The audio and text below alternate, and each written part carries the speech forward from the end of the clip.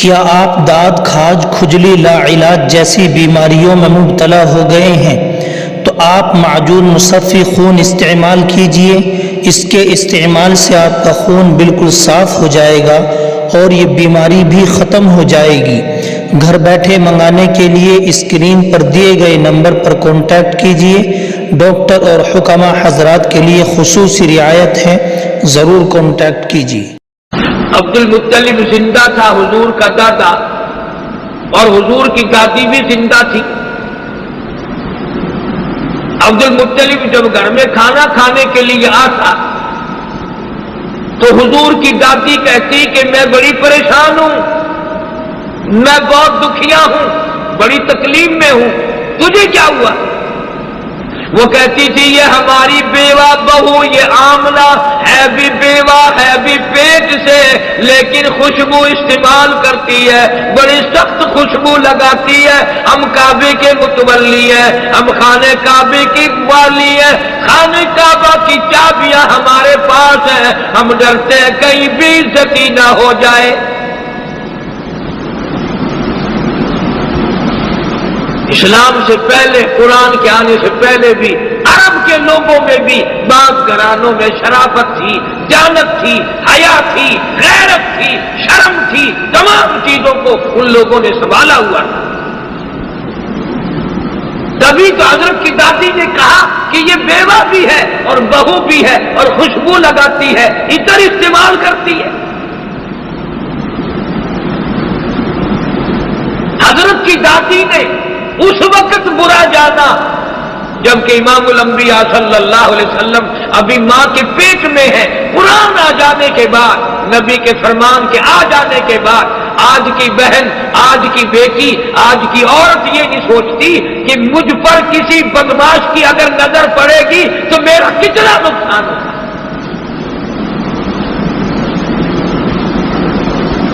اس لیے زیادہ سے زیادہ ضرورت ہے اس بات کی کہ کپڑا سادہ ہو، چال چلن سادہ ہو، تاکہ غلطکار لوگوں کی نظر نہ پڑے۔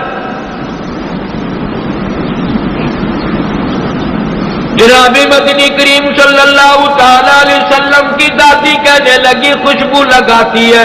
عبد المطلب کہنے لگا تو عورت ذات ہے، گھر میں بیٹھی رہتی ہے، تجھے کیا معلوم ہے؟ میں مکے میں پھرتا ہوں، سارے مکے نے میرا سر کھا لیا۔ سارا مکہ کہتا او عبد المطلب تیرے گھر پہ عطر کی بارش کہاں سے ہوئی؟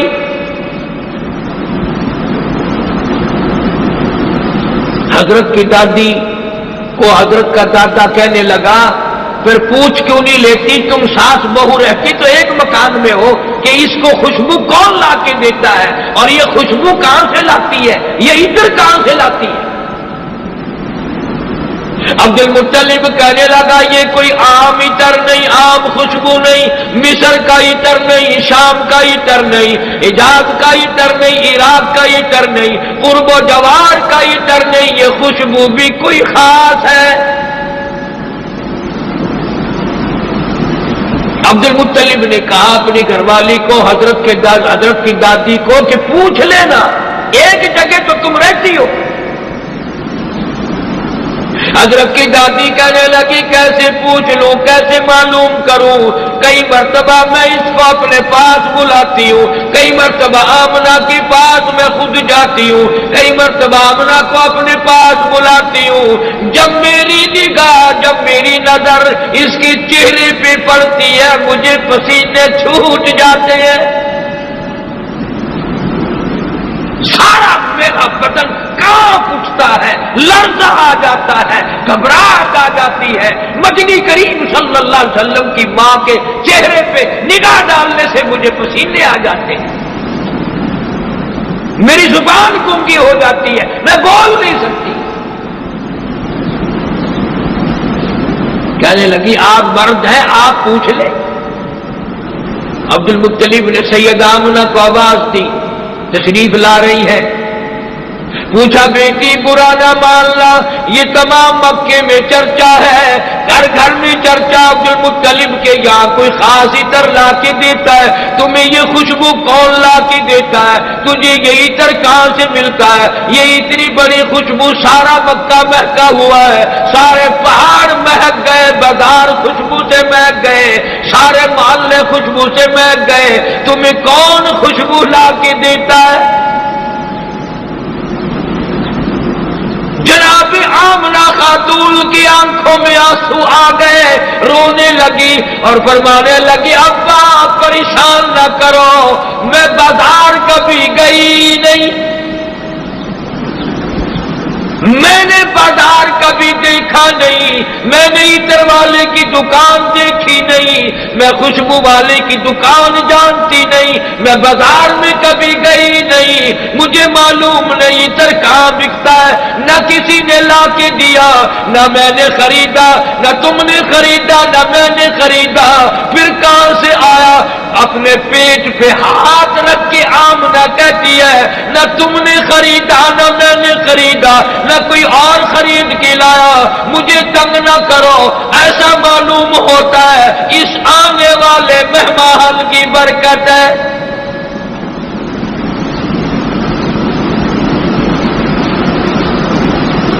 حضرت کی دادی کہنے لگی کہ خوشبو لگانے کی کیا بات کرتے ہو؟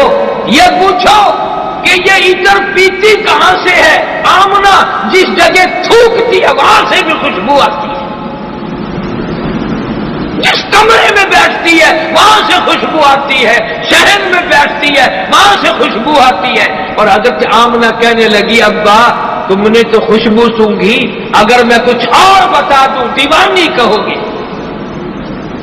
کہنے لگی مالک کائنات کی قسم یہ سورج مجھے سلام کرتا ہے، یہ چاند مجھے کئی مرتبہ جھک جھک کر سلام کرتا ہے، جن درختوں کے پاس سے گزرتی ہوں وہ درخت بھی مجھے سلام کرتے ہیں، جن پتھروں کے پاس سے گزرتی ہوں وہ پتھر بھی مجھے سلام کرتے ہیں۔ اور کہنے لگی ہر رات میں ایک جلیل القدر پیغمبر آ کر مجھے بشارت دیتے ہیں،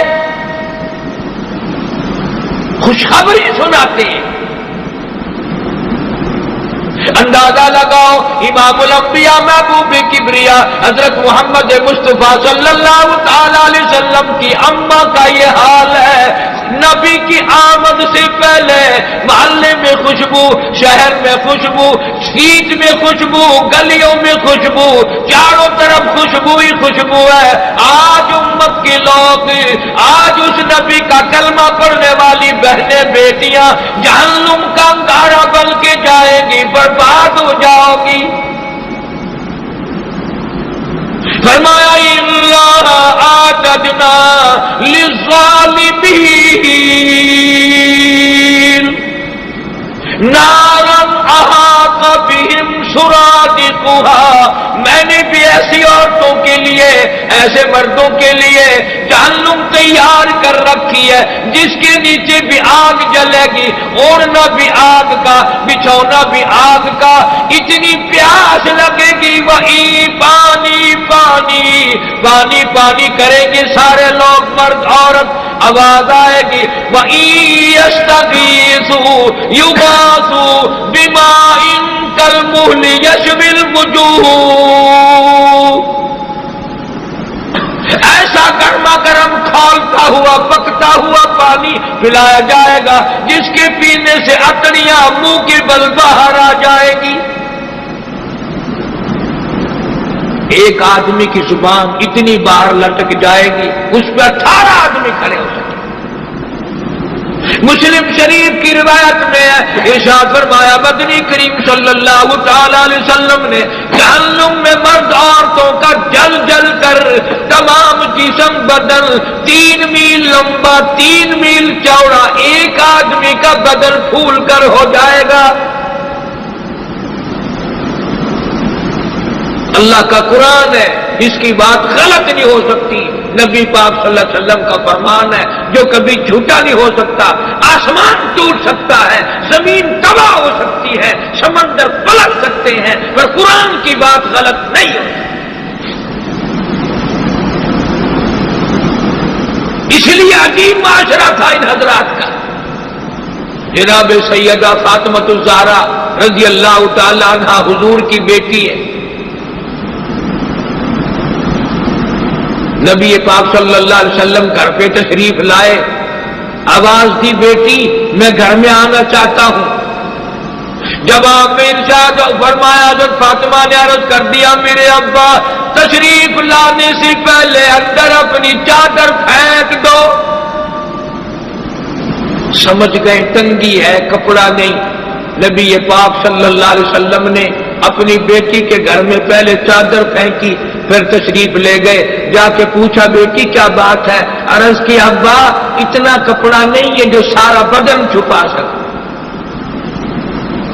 اتنی غربت، اتنی تنگدستی. مدنی کریم صلی اللہ تعالی علیہ وسلم تشریف فرمائے، فاطمہ الزہرا نماز کے لیے کھڑی ہوئی، ترام سے گر پڑی. پھر نماز کے لیے کھڑی ہوئی، پھر گر پڑی. حضور نے پوچھا کیا بات ہے؟ عرض کرنے لگے ابا، او میرے ابا، او کالی کملی والے، آج 5 دن کا فاقہ ہے. 5 دن سے کوئی چیز کھانے پینے کی نہیں ملی، کھائی نہیں کوئی چیز بھی. حضور کریم صلی اللہ تعالی علیہ وسلم سمجھ گئے آج فاطمہ دل برداشت ہے، دل دکھا ہوا ہے. فرمایا مصلی تو اٹھا. فاطمہ نے مصلی اٹھایا. حضرت فاطمہ نے دیکھا مصلی کے نیچے کی زمین سونا بن گئی.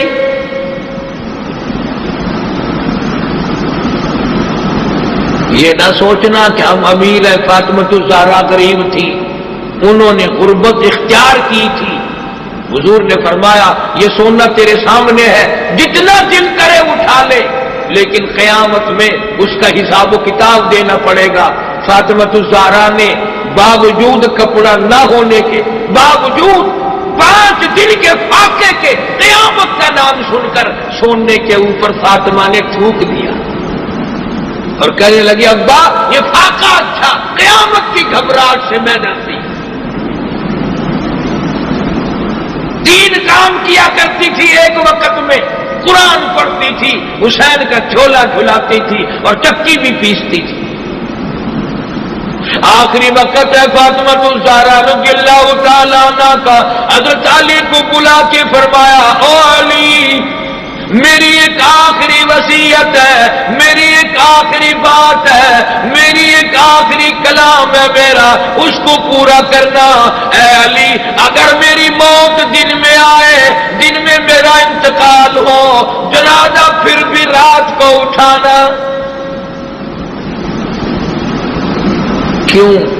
اس لیے کہ قرآن کی آیت نازل ہونے کے بعد ساری زندگی میں کسی غیر محرم کی مجھ پہ نظر نہیں پڑی. میرا جی چاہتا ہے میرے جنازے پہ بھی کسی کی نظر نہ پڑے، میرے جنازے پہ بھی کسی کی نظر غیر کی نہ پڑے، میرا یہ دل چاہتا ہے. فاطمہ الزہرا رضی اللہ تعالی عنہا تو غیر کی نظر سے اپنے جنازے کو بھی بچانا چاہتی ہیں، اور آج بہنیں پرواہ نہیں کرتی.